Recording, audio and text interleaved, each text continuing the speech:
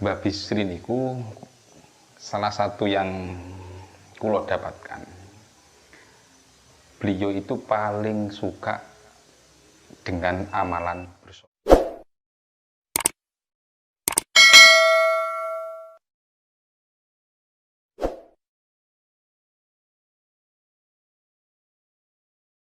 Membaca adalah hal yang bisa saya lakukan untuk memperbaiki diri. Tak hanya membaca yang tersurat, tapi membaca pula semua yang tersirat. Membaca alam, membaca kehidupan, membaca diri ini yang fakir. Sahabat semua, di majelis ini mohon temani saya membaca. Assalamualaikum warahmatullahi wabarakatuh. Waalaikumsalam warahmatullahi wabarakatuh. Gus Ai, ini adalah salah satu asparagus. Asparagus itu bukan merupakan tanaman sayur, tapi asparagus itu adalah aspirasi para lora dan gus.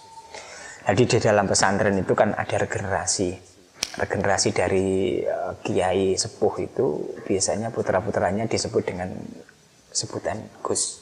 Kalau di Jawa namanya Gus, kalau di Madura itu namanya Lora.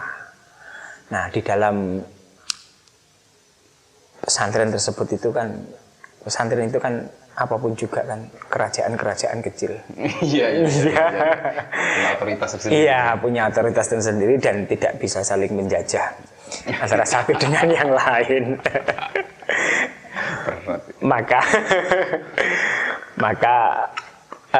dibentuknya asparagus ini adalah merupakan satu terobosan baru untuk saling mengenal antara generasi penerus satu dengan yang lain. Betul. Dan salah satu pendiri asparagus itu adalah Gus Ai. Iya, banyak. Salah satunya. Dan memang satu Mas ya. Iya. Masih beberapa pendamping nih Gus. Ini berawal dari kegelisahan kita semua, bagaimana cara untuk menyatukan para gus-gus dan lora se-Jawa ini. Maka kita bentuk satu komunitas pada waktu itu futsal. Futsal. Tempare.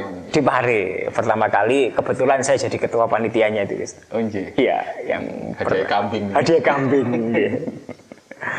Gus Ai, menawi saged matur, Gus. Jenengan itu saking dari Saya dari Pondok Pesantren Mambul Ma'arif. Mambul Ma'arif di Nanyar. Pendiri ini Mbah Kiai Haji Bisri Samsuri. Bisri Samsuri. Jadi jenengan sama Kiai Bisri itu kula niku niki cicit. Nggih, ibu kula niku cucu ibu Mbah Bisri. Jadi Mbah Bisri Samsuri nggak ada 6 putra putri. Yang pertama niku Mbah Ahmad Athoillah, Mbah Mu'asoma, Mbah Solihah, Mbah Musyarofa, Mbah Aziz, kali Mbah Sohib. Mbah kula niku sing putra pertama. Oh. Mbah Ahmad Athoillah. Terus nggak ada putra dan putri. Salah satunya niku ibu kula, putri kedua. Putri kedua dari Mbah. Mbah Ahmad Athoillah. Nah, terus kula. Cicit nggih. Kok bingung ya, cucu cicit niku. Cicit berarti generasi keempat. Keempat nggih, jadi keempat nggih. Nggih, cicit maksud saya. Ibu kula cucu, kula cicit. Nggih. Berarti generasi keempat dari pesantren Denanyar. Nggih. Denanyar. Ada satu yang menarik, mungkin selama ini belum diketahui oleh beberapa santri atau beberapa. Selain kejombloan, Gus. Oh iya. Yang paling penting itu adalah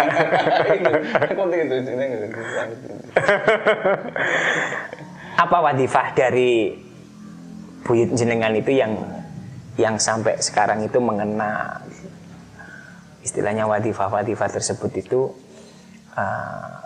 lain daripada yang lain itu apa? Nggih, dari cerita kalau mboten menangi Mbak Bisri kali Mbak Khotijah nggih. Nggih. Kula lahir di tahun 1980. Di tahun yang 1980 juga sedohipun Mbak Bisri. Kula lahir di bulan Desember. Dari cerita keluarga, dari cerita bapak dan ibu, memang Mbak Bisri Samsuri niku terkenal dalam ketegasan dalam berpikir. Tapi hal masyarakat juga beliau biasanya lentur. Oh, nggih.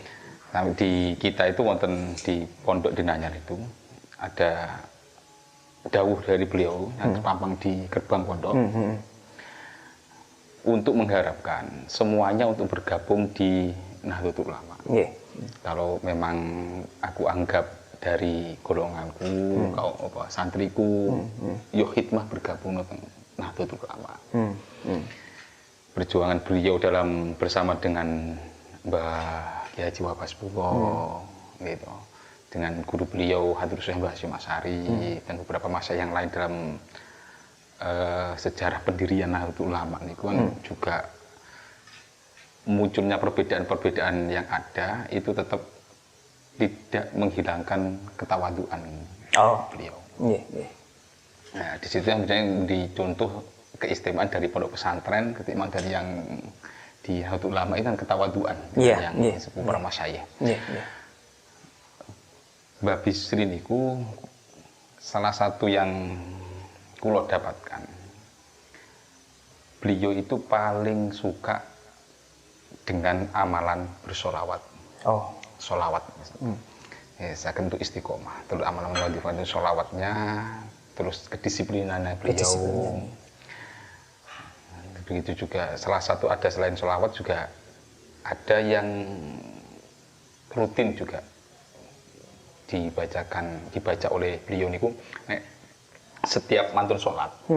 Setiap mantun sholat 5 waktu itu membaca Laqad ja'akum niku. Laqad ja'akum rasulun min anfusikum azizun alaihi antum harisun alaikum bil mu'minina raufur rahim fa in tawallaw faqul hasbiyallahu la ilaha illahu alaihi tawakkaltu wa rabbul arsyil azim niku. Setelah sholat 5 waktu 7 kali. 7 kali. Dia memang banyak masai-masai dahulu itu banyak. Betul. Dengan berbeda hitungan. Tapi Mbak Bisri itu dengan hitungan 7 kali. Dan yang terutama support dari Mbak Khotijah. Mbak Khotijah itu adikipun Mbak Wahab Hasbullah, adik kandungipun Mbak Wahab Hasbullah. Saking Mbak Beras. Mbak Khotijah kandunganipun. Mbak Bisri kan Mbak Wahab ini kan sahabat karib. Sahabat karib mulai dari mondok di Syekhona Khalil itu sampai mondok di Hadratus Mbah Hasyim Asy'ari sampai juga di Mekah. Waktu itu saya senap padangi dan mahfud mas dan saling masai-masai yang ada di sana di Mekah. Dia dijodohkan dengan adiknya Mbak Khotijah. Biar lebih akrab, semakin akrab itu, makanya memang sahabat yang selalu di pondok gitu biasa nih. Kan pondok biasanya gojol-gojolokan, debat, ilmu, cara ilmuwan gitu.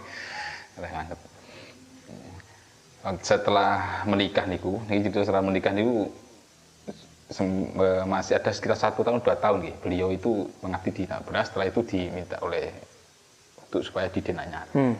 Di Denanyar niku memang kalau dulu kan Denanyar itu ada salah satu pabrik gula. Kembangnya produksi pabrik gula. Soalnya Denanyar waktu itu sekarang sudah lama nggak produksi. Dan pabrik gula itu banyak. Zaman dulu ya pabrik gula itu kayak sekarang itu model diskotik, sekeliling-kelilingnya itu banyak. Jangan berjuang di situ. Mbak Khotijah itu yang disiplin juga dalam beriando. Sampai beliau juga dawuh. Ini banyak kalau cerita dari ibu kuatah terkait Mbah Khotijah, Gus. Kalau beliau itu, kalau Mbah Khotijah menginginkan sesuatu, baik itu yang ringan-ringan seperti kadang-kadang kalau ibu cerita ibu, Khotijah setelah pagi-pagi itu cerita, aku kok pingin dino iki mangan pindang yo. Nanti siang atau sore ada yang tamu yang ke situ. Bawa pindang. Di istilah Sabdo Pandita ning Ratu gitu. Mbah Khotijah itu. Mbah Khotijah itu riyadonya. Mbah Khotijah itu ada dawuh. Tirakatmu menentukan masa depan suamimu. terutama anak turun-turunan. Jadi yang keluarga ini, ya kalau matus sing untuk bisa ndirakaken ini. Amin. Pak Andunganipun Gus. Niku. Mbah Khadijah itu seringkali untuk yang istighosah, nggih kebanyakan juga amalnya sholawat juga Fatihah. Fatihah Al-Fatihah itu rutin. Dan Fatihah itu yang dibaca beliau, dia kalau mau membaca Fatihah seperti saya juga pernah dengar juga dari masa yang lain. Kalau Fatihah itu disebutkan satu persatu nama-nama, namanya. Kalau kita punya putri, seperti khususon untuk anak saya namanya kalau putri saya namanya Rawati Ramania Al-Fatihah, sebut satu-satu. Itu yang juga rutin. Semakin riwayat-riwayat lain yang seperti istighosah itu yang ada itu dan buka puasanya itu rutin. Niku riyadune masuk Khadijah. Kalau Mbak Bisri memang juga mengikuti thariqah beliaunya. Itu thariqah. Nggih. Thariqahnya apa Ibu? Yang setahu saya ada beberapa kali, saya ada salah satu thariqah yang memang thariqah yang juga yang ada cerita dari alumni itu, thariqah yang Sadiliyah. Sadiliyah. Diamalkan sendiri. Dia mboten ikuti itu. Mengembangkan. Nggih. Maksudnya mboten mengembangkan juga mboten ikut yang jamaah mboten. Memang beliau memang dengan kesendirian beliau itu. Itu juga rutin. Terutama banyak yang sholat terus ngajinya itu juga rutin. Terutama disiplin, Gus. Disiplin deh. Yang kita sebagai cicitnya nih, wangel disiplin. Bosannya istiqomah tuh. Istiqomah itu khairun alif karomah. Disiplinnya itu yang menjadi pandangan dari keluarga, dari alumni itu disiplin. Beliau disiplin. Disiplin sekali. Sangat disiplin semua hal. Waktu menjabat di Jakarta juga menjadi anggota, beliau juga menjadi anggota DPR. Berarti jenengan ada garis keturunan ya itu. Jadi beliau eyang buyut itu jadi anggota dewan. Saya kira jenengan jadi anggota dewan itu memang sudah ada terahnya itu berarti. Banyak terahnya sudah menjadi anggota dewan. Iya. Salah satunya. Dan juga tidak lepas gitu. Kalau itu tidak lepas dari doa dan riyadhah mbah-mbah kita lah. Posisi kita di sini itu juga apapun kondisinya, terutama khidmah di Nahdlatul Ulama itu juga tak lepas dari riyadhahnya. Ada salah satu masyayikh, kalau Supinam ini mungkin nanti agak dicek ya. Niku waktu itu ping ziarah teng sarean Mbah Bisri. Waktu ziarah mereka niku waktu ziarah di antara sadar atau tidak itu ketemu langsung dengan beliau ya nggih. Terus Mbak Bisri bercerita, alhamdulillah dosaku ini termasuk mendapat rahmati Allah di Senepuro. Kalau kenapa amalan jenengan yang waktu itu banyak amalan ibadah, istiqomah jenengan enggak. Kalau khidmah kunah Nahdlatul Ulama. Seperti ini. Makanya Mbak Bisri itu juga ada juga salah satu yang di luar Jawa itu menceritakan pernah haji dengan Mbak Bisri, dan Mbak Bisri itu bercerita, awakmu takut ingatan, awakmu anak kiai, mboten kula petani biasa. NU, nggih NU. Pertanyaan Mbak Bisri mesti ngoten niku. NU, nggih NU ya. Pesanku, gedekno NU, khidmau nama syayikh. Khidmau para ulama, masyayikh, khidmau kita NU. Ojo sampai sekali-sekali golek duit nang NU. Uripmu iku nek golek duit anget kok linglung. Bahasane bahasa kuwi linglung. Jadi istilahnya nguripi NU tapi ojo urip ning NU. Nggih, ngurip gedekno NU. Begitu cintanya beliau. Karena juga itu wujud dari saya memahami itu wujud dari ketakwaan beliau nggih. Beliau juga santri ini Mbah Hasyim, karena juga santri Mbah Syekh Khona Khalil juga masih yang banyak sepuh-sepuh itu, sehingga antara waktu ada berdirinya NU dengan cerita yang sudah kita kenal ini, NU ini kan dengan hasil dari sampai yang pertama kali jadi Rois Akbar. Itu adalah Hadratus Syekh Mbah Hasyim. Ini ketawaduannya itu. Ketawaduannya luar biasa. Guys, dulu kan sebelum NU itu berdiri, itu kan ada Nahdlatul Tujar. Oh, nggih. Nggih kan. Jadi kan yang dipimpin oleh juga Hadrus Syekh Mbah Hasyim Asy'ari. Mbah Hasyim Asy'ari, Nahdlatul Tujar. Itu kalau tidak salah Mbah Bisri kan juga masuk di dalam Nahdlatul Tujar tersebut nih. Nggih, terus. Iya, Mbah Bisri juga. Nah, Nahdlatul Tujar itu kan yang menarik itu kan gini, guys. Pada waktu itu di saat ada satu isu bahwa makam Kanjeng Nabi itu kan mau dibongkar. Oh, enggak ya. Iya kan. Terus salah satunya yang menyelamatkan itu kan itu kan Mbah Hasyim, Mbah Wahab. Nggih.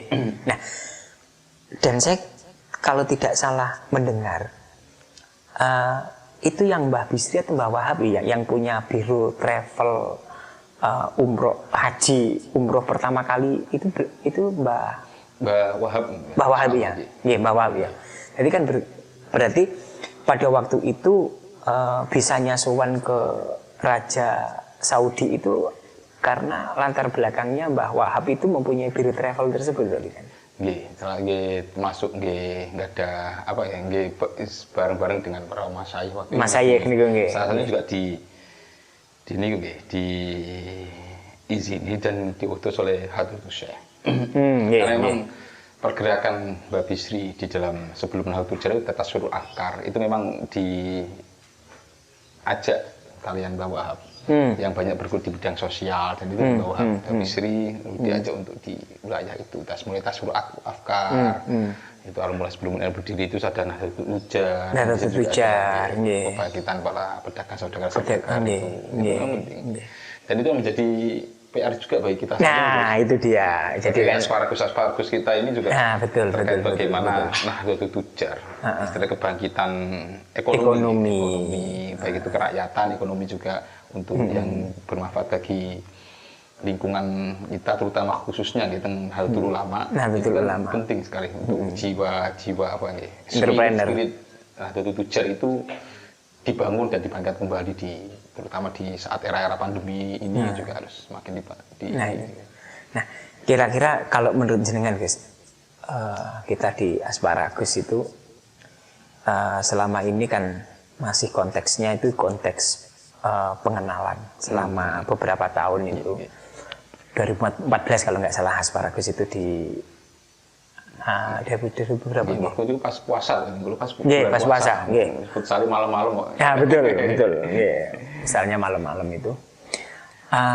Kalau seandainya Asparagus itu lebih diberdayakan lagi, karena saya melihat bahwa Asparagus itu kan potret kecilnya Wali Songo. Potret kecilnya Wali Songo. Jadi memang tujuannya sih sama. Tapi kan dengan berbagai macam cara untuk bisa eksis tersebut kan. Salah satunya jenengan di Dewan, anggota Dewan. Kan ada saudara kita juga di pengusaha. Ada juga yang di memang arah di pemberdayaan masyarakat. Itu di berbagai macam organisasi. Nah, dari kerajaan-kerajaan kecil ini kalau menurut pengalaman jenengan guys di Asparagus ini, kira-kira benang merahnya itu yang bisa menjadikan kita bersatu itu di apanya? Kalau kita melihat sejarah Asparagus waktu dulu memang